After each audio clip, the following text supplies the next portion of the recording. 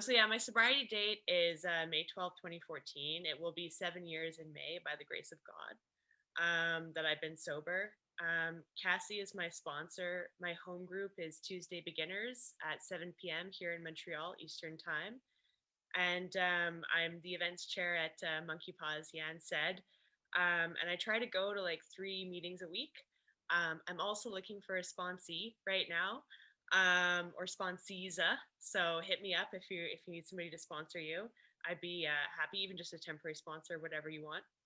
And yeah, my story is going to be what it was like, what happened, what it's like now. And it was told to me when I was first coming in, please listen to the similarities, and leave the rest. So just focus on what you like and what you identify with, and just leave the rest. So what it was like, I'm going to put up a picture. This was my family.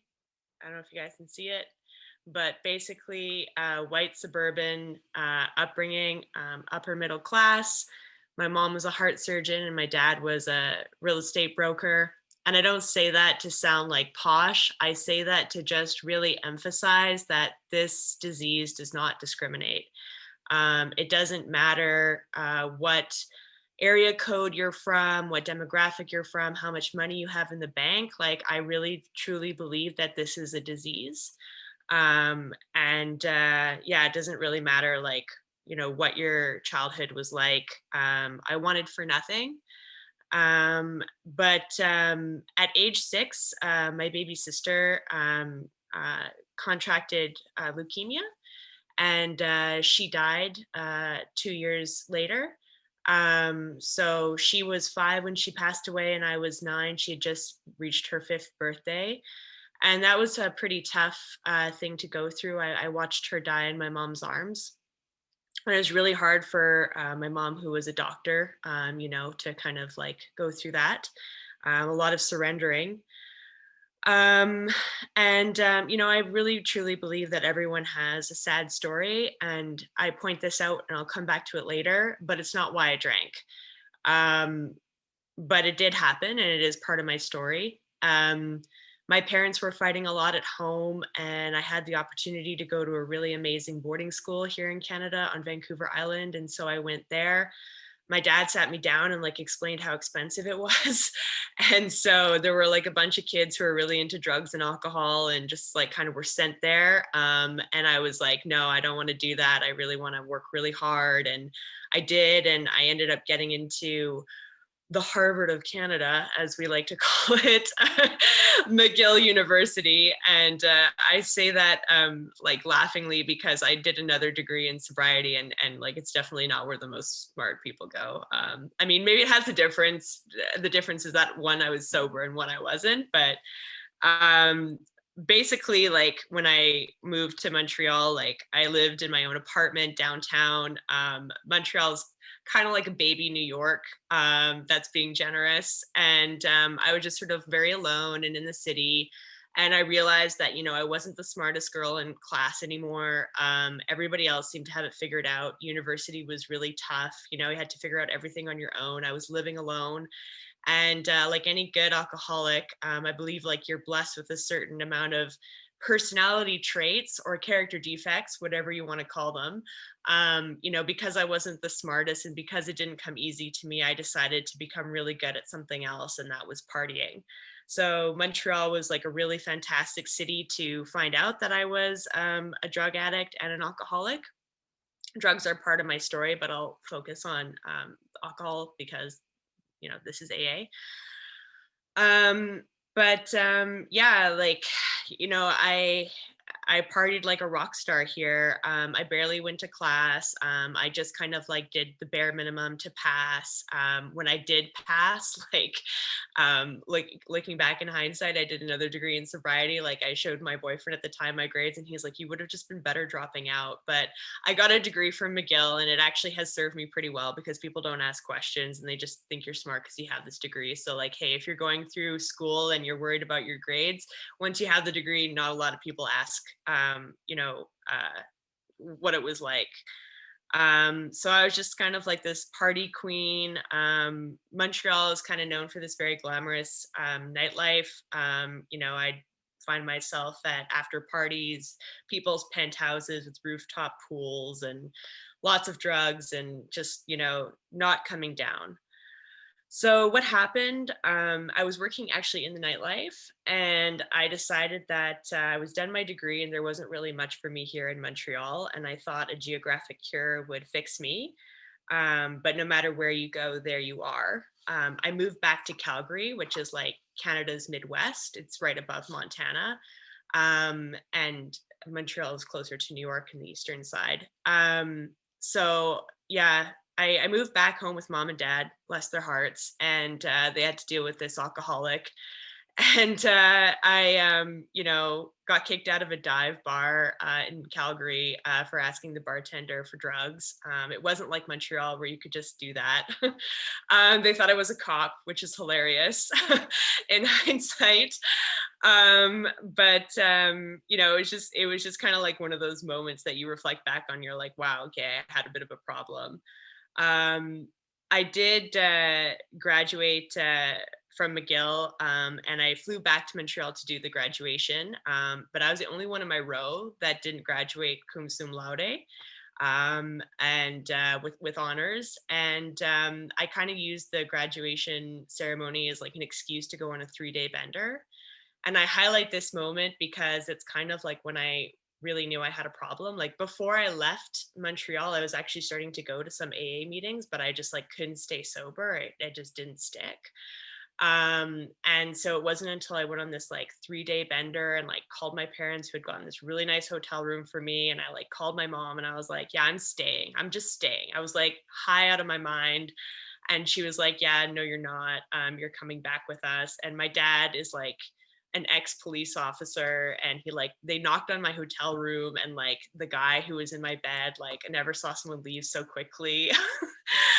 And like I don't know, there's like traces of drugs on the tables, and my dad knew exactly what was up. And then I had to fly back to Calgary after being on a 3-day bender. It's a 4-hour flight, plus the wait time in the airport. So I don't recommend that to anyone, but that's kind of when it hit me like a ton of bricks that I have a problem and that I am an alcoholic and there's something beyond me. And as I had kind of like mentioned before, I was dabbling with sobriety, and had seen an addictions therapist in Montreal who kind of like explained to me, this combination of drugs and alcohol, the effect that it's having on your dopamine receptors. It's kind of like a dial switch on a dimmer. And when you use those substances, you're going full blast, like 110%, like over the maximum. But he said, normally, like when you just take a nap, go for a run, have a good meal, it gets dialed up a little bit. So he said, you need to readjust and get used to just these little increments of these natural highs, if you will. And he said, like, to reset your dopamine receptors, it takes about 3 months to a year. And being a very good addict, I understood, okay, I need to be sober for 3 months and then I can go out and drink again and it'll be like normal. So I went to AA, and God bless my first sponsor, because I told her that. I'm like, yeah, I'm going to put all I have into this, but 3 months. 3 months is all you have. And she was like, okay. And she walked me through the steps. I think I got about as far as like step 5, maybe. And then I went out and tried some controlled drinking. And it didn't take long before I started to go back to my old ways. Like when I was partying, there's one night where I went out on a Thursday just to like have some, I didn't even plan to go out. I just had some wine with some friends. And it ended up turning into me going to Stereo, which is our after hours club here in Montreal, finding a random that I used to party with, then meeting these strangers and taking an hour and a half cab ride out of the city to go find drugs. And like this was a Thursday night, and I didn't come back till 4 p.m. on Sunday. And that's like kind of, that's another one of those times that sticks out in my mind is like, you might have a problem. But the thing is that I surrounded myself with other people who acted and partied and thought like me. So it just like, but in hindsight, I chose to surround myself with those people, right?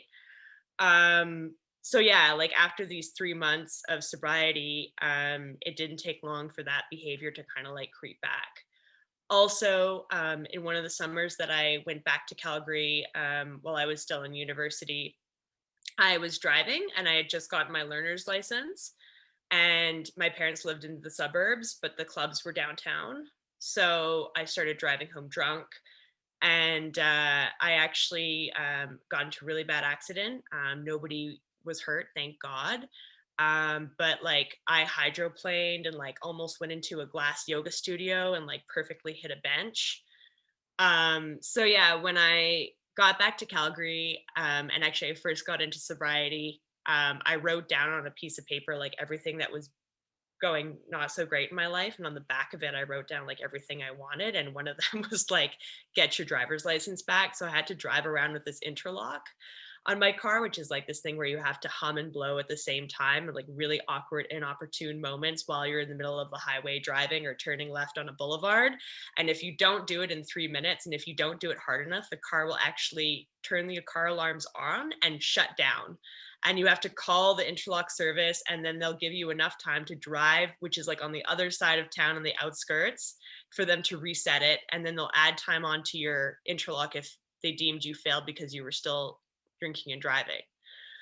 So, like after this 3 months of sobriety and then this controlled drinking, it slowly started to turn back into my old partying ways. And I was like at this random guy's house, and I had this interlock on my car, and it was Easter, and I was supposed to meet my family. They're Catholic, and my car wouldn't start, and because I was still drunk from the night before. And I remember calling the interlock service and being really adamant with the lady and being like, no, no, no, like there's a problem with your device. Like I'm sober, And so I had to call my mom, and she had to come and like blow into my car. And like the guy whose house I was at, he's like, oh my God, do I have to meet your mom? And I was like, no, you don't. But when I sobered up from that, that's when it really hit me. And I realized that like, I have a problem, because if I hadn't had this interlock on my car, I probably would have driven drunk again. And who knows what would have happened. And like the gravity of that situation like really sunk in. And that's when I accepted that I was an alcoholic. And that's when I came to this program with willingness. Um, and acceptance of the fact that, yeah, I've got a problem. So how did I get sober?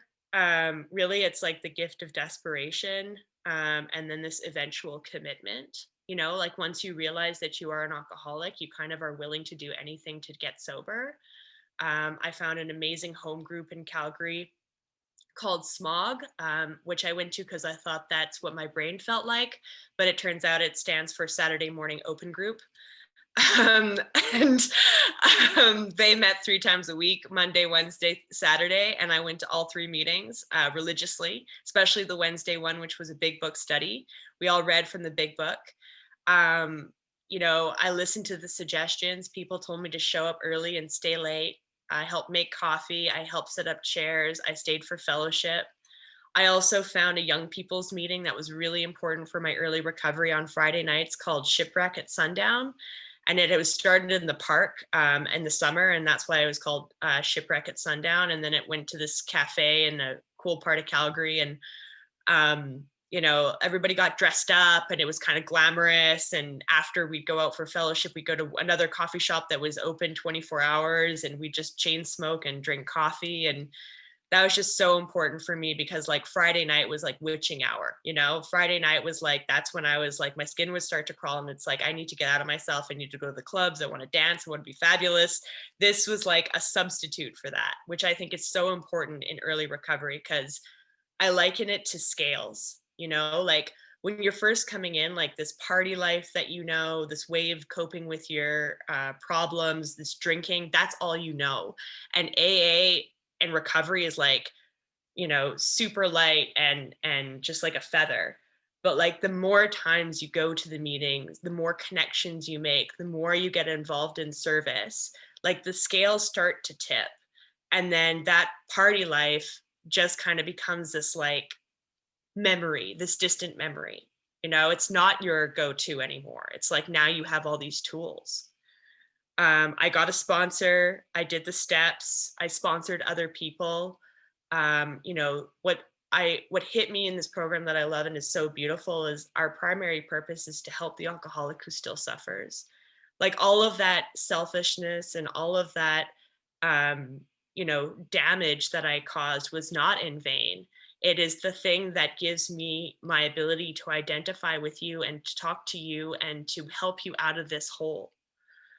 Um, I went back to school. I got another degree. My CGPA was like an inverse of what I had done at McGill.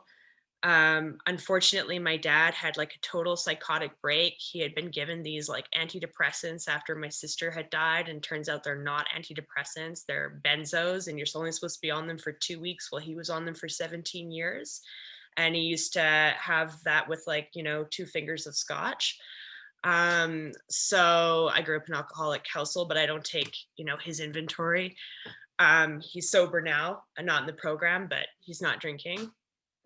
Um, and that was really hard to go through. And it actually brought back all of the horrible stuff that I had lived through with my sister's death and like going to the hospital. And my dad got better and then he tried to commit suicide and went back. And like that was my sister's story. Like she had gotten better. We had found her a donor.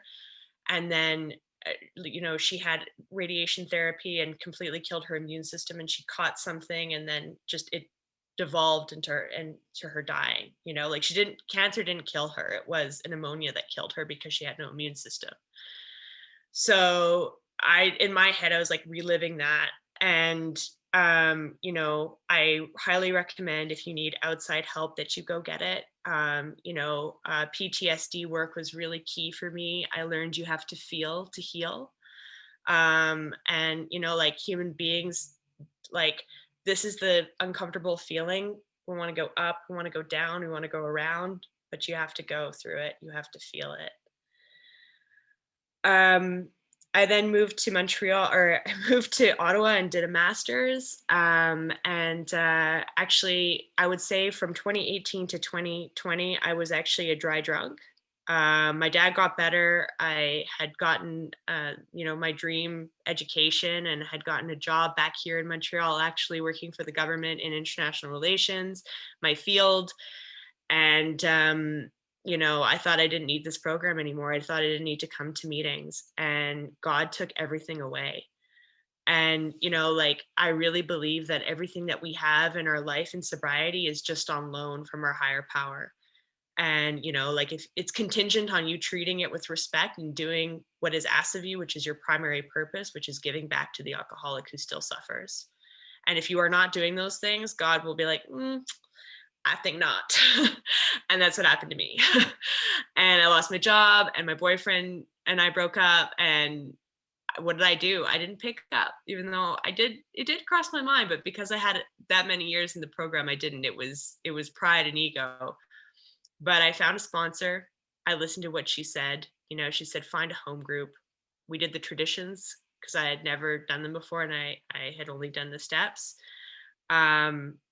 And like today I got back together with my boyfriend after doing a step 9. I mean, that's not in the step 9, but he was looking really good that day, and there's a connection.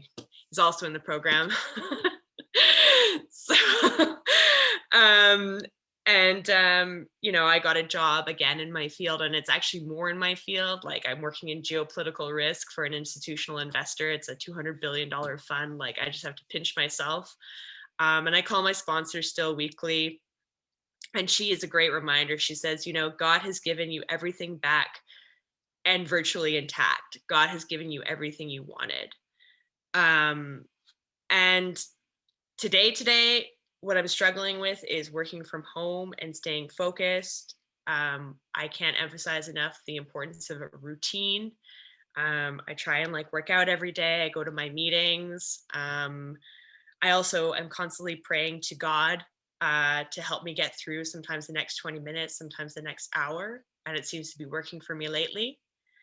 If you're new in sobriety and you're worried about like when things open back up and like going out in the world, I like to say you kind of got to own your sobriety and make them feel uncomfortable, and put it on them. Like my thing is like when I go to a restaurant, I'm like, okay, what does your bartender have by way of mocktail? Tell him to make me something fabulous. And I just own it, you know, and I put it on them. It's like your job is to come and meet me because I'm the customer and I'm not drinking. So you got to make it fun and fabulous for me. And I think that's really important in sobriety is to make your sobriety fun. I do everything that I did when I was drinking, only sober. I don't do it all the time. You know, nightclubs are not my number one place to go. I mean, not now in the pandemic, obviously, but I have a plan. You know, I call my sponsor before and after. I usually bring a sober girlfriend. I go for the dancing. There's got to be good music. And I'm reminded of a really amazing drag queen that told me in Calgary when I first got sober, "Oh, honey, the only thing you have to change is everything." And he was so right. Like, you know, I had changed my friends, geographic year didn't work, but it's like the inside stuff that needed to change, you know? Um, Today I go to Al-Anon as well as AA for my relationship. My sponsor and I joke, AA prevented me from suicide and Al-Anon prevented me from homicide. um, and just, you know, focusing on the now and putting this program first, everything in your life will be first class. I'm just going to end with like one of my favorite quotes. This is from 24 Hours a Day, Hazelden. It was actually given to my grandfather, and he didn't stay in the program. But then my grandma gave it to me. So it holds a special place in my heart because I really believe the disease runs in the family. Um, but at the beginning, it's part of a longer bit, but I'm just going to read the end. For yesterday is but a dream, and tomorrow is only a vision. But today, well lived, makes every yesterday a dream of happiness, and every tomorrow a vision of hope. Look well, therefore, to this day. So that's where I'm at. Thanks. Have a great 24. Thanks for inviting me to share.